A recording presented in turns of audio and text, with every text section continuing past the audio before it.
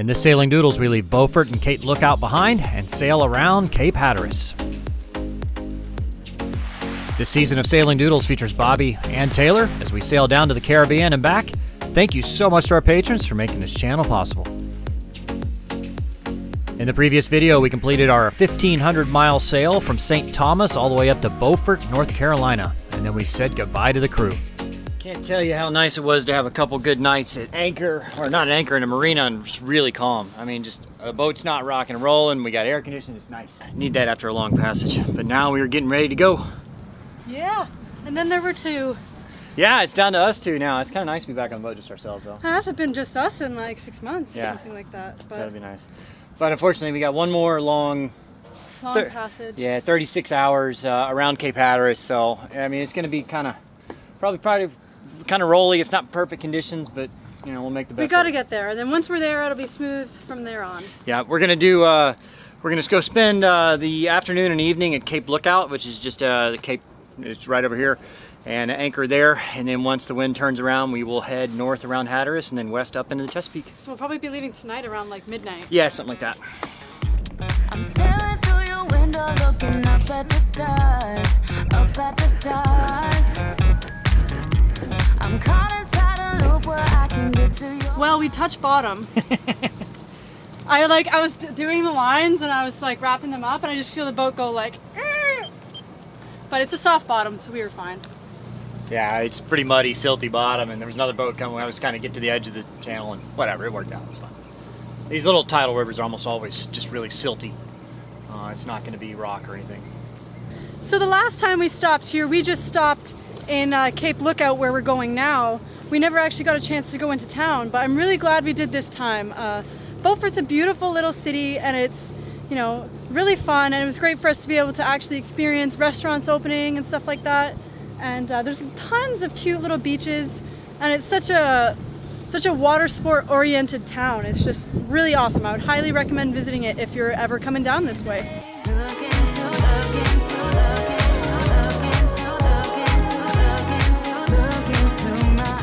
So how's it going, beardless Bobby? I just saw you trying to feel your beard. Feels weird. My face is cold. It's Monday. It's Monday and it's a beach party. Our staging point for going around Cape Hatteras was Cape Lookout, only a few miles away.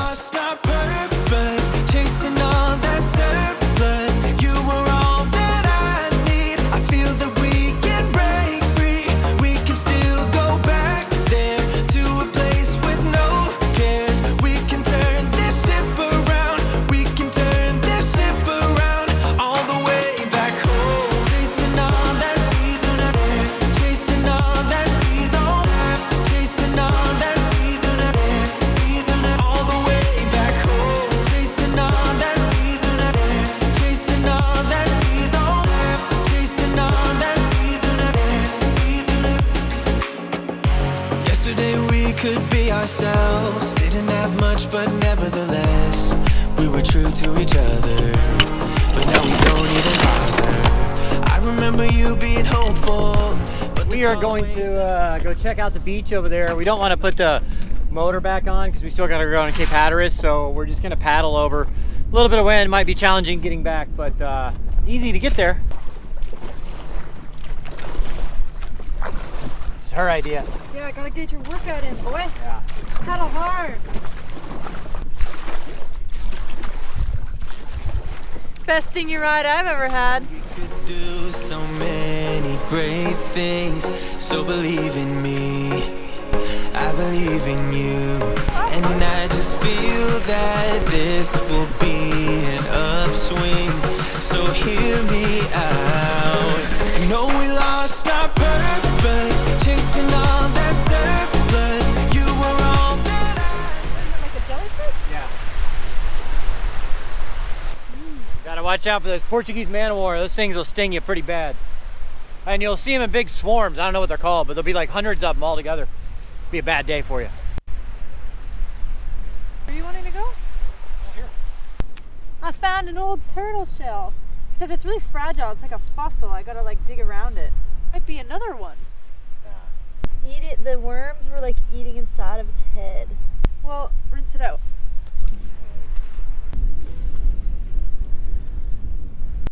See, this is the actual island of the dead, I think. Dead crab. Oh, sorry, buddy. You just disintegrated.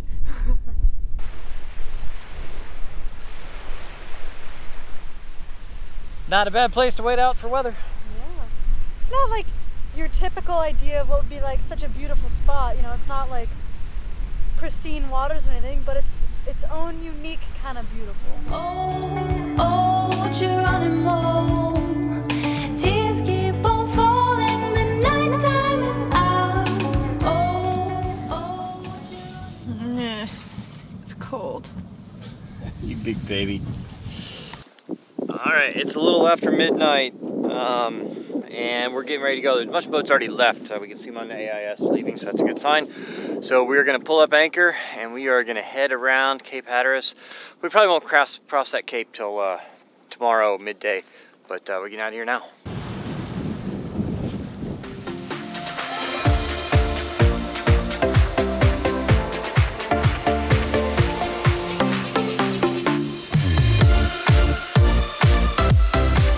You look cold. It's cold. Well, I mean, it's like, what, I don't know, 65, 70 degrees up here, but in the wind, it's kind of cold. It's warm in the sunshine. Yeah. Well, we've gotten pretty lucky this passage so far. So we left around midnight last night, and we were kind of worried that it might be a little bit rough, but it was great. We both got a pretty good sleep last night. The conditions were good, and we've just pulled out the sail today as we're going around Cape Hatteras. We've got a good amount of wind, not a lot of waves, so we're pretty happy. We're very fortunate. I wasn't feeling super great this morning. When we were motoring earlier, the wind was behind us, so it was kind of like the diesel fumes were being pushed kind of towards us, like into the cockpit, and it was giving me a headache, and I wasn't feeling super good. But as soon as we turned the motor off and got the sails out, I've been feeling much, much better. Although the water's not quite as blue as it was where we were in the US Virgin Islands, this is still pretty nice. Definitely can't complain. Hey Bobby, I'm going out to the bowsprit. Keep an eye on me, make sure I don't die or fall overboard.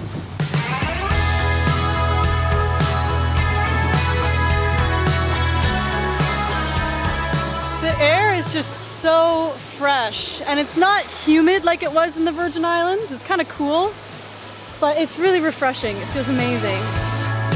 Someday you'll rise and come into a field of view,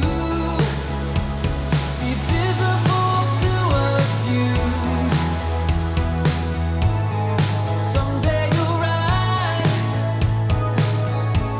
you'll sit there an angel will illuminate the sky. But my reflection I miss you, Maverick. fading now, and the vision of you and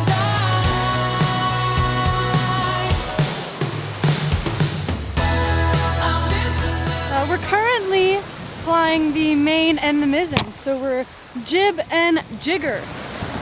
The boat really likes this setup. We seem to, stay really balanced, not heel over too much, but we still make really good speed. What do you think, Captain? Yeah, we'd be a little faster if we put the main out. We'd probably be at least a knot faster, but I mean, we're doing 6.3 and we're not heeled over too much and whatever. It's not like we're in a hurry, so It's a comfortable sail. yeah.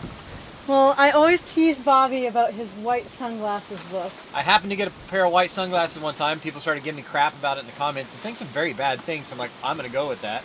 And now it's a thing. Now it's a thing. I still make fun of him for it anyway. But we were shopping around in Beaufort, North Carolina, and just looking around at the shops and stuff, and I tried on this pair of sunglasses, and he's like, "Oh my God, no!" He's I like didn't say that. He's like, "No, I don't like those." So I say had that. to go and buy them. Wait, What do you guys think? I didn't say they look bad. I like them. I think they're cool. I can picture myself driving my camper van with these like 80s looking shades. They'd be great. Uh-huh. Yeah, that's a good look. Well, we're absolutely flying, doing 9 knots. We got 27 knots wind. We just saw 30, so we put a reef in Genoa, and we reefed the mizzen. But we're still doing 8.5, 9 knots in, 29 knots of wind. So, and the seas, because we're in the lee of the island here, is not bad, so we're hauling butt. They always say if there's two boats moving in the same direction, it's a race. Well, we're getting beat by this guy. I'm sure we could take him, but he's still got his full Genoa out and 1 reef in his main. And I mean, we're doing 9 knots. We got 3 reefs in our Genoa. We got a reef in our mizzen. We don't even have the main up at all. And we're already doing 9.5 knots. I don't feel like doing any more, but this guy's, he's going for speed. Sodalis, naughty dogs. This is Sodalis, go ahead. You go Yeah, you want to go up to 6'8"? We got a few cool pictures of you guys passing by if you want us to send that to you. Do you have an email? Well, cooking in like 30 knots of wind is not always easy. Thankfully we have the stove on a gimbal, so it helps. But it doesn't help me because I'm like flying back and forth trying to balance myself. I offered to cook. She didn't want one I wanted to make, so. You cooked last night. Yeah, I cooked last night. I was just telling Taylor how I wish the sea could be like this all the time, because we're in the lee of this little island here. 2-foot seas and 20 knots of wind, just nice and smooth. Yeah, we could actually like sit down here comfortably. Like, yeah. if it's worse than this, you don't want to be down here at all. Yeah.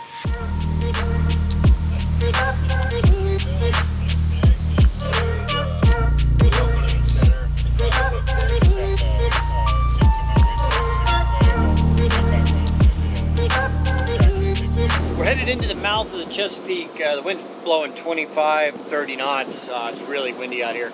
I still got the mizzen up, but I pulled down the head sail just because we're kind of turning at a close angle in for a little while to go into the wind, to go up into the Chesapeake. And it gives us a little more maneuverability because there is a ton of boats coming in and out of the Chesapeake. There's military, there's tankers, there's sailing yachts. There's a bunch. There's like 8 sailing yachts around us right now.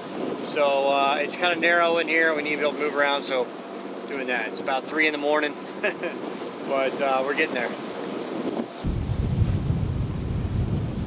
Some of these boats are truly massive too. That thing, there's a cargo ship over here. It's almost 1,100 feet long. I mean, that's 1/5 of a mile. And he would hit us and not even know it. So we gotta watch out for that stuff. It's so important to have AIS on your boat. It makes things so much safer. So we got a cargo boat coming at us. I can see his lights, but I mean, it's easier when you have him on AIS. And I can see that he's avoiding me, I'm avoiding him. We're going port to port here. But there's this massive cargo ship over here that I can't go too far starboard to avoid this guy, because that guy would run me right over. So it's one of the things you got to pay attention to. AIS, you need it on your boat. AIS is like, it's kind of like a transponder for boats. So you need it.